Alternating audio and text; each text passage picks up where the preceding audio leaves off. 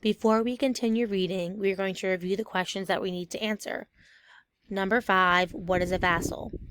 Number 6, why did feudalism develop in Japan?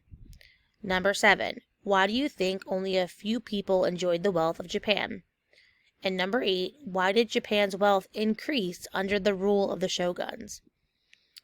Many samurais became vassals of daimyo.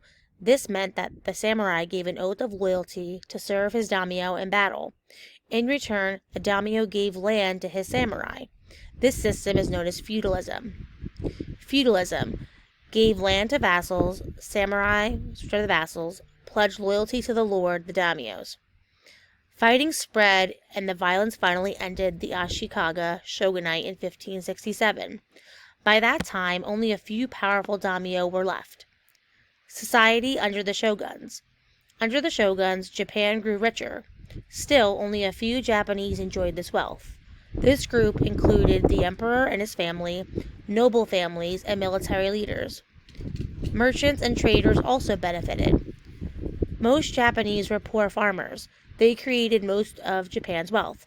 Their lives improved with a better irrigation system for crops.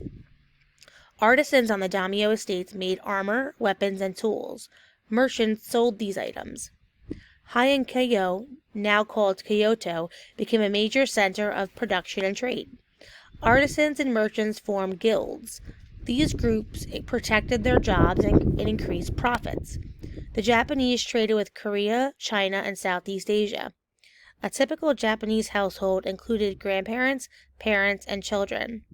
A man had complete control over family members. Upper-class women lost many freedoms when Japan became a warrior society. Women in farming families had more say in choosing husbands. They worked long hours in the field, however.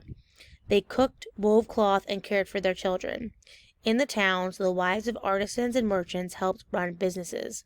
Some talented women became famous artists, writers, and entertainers.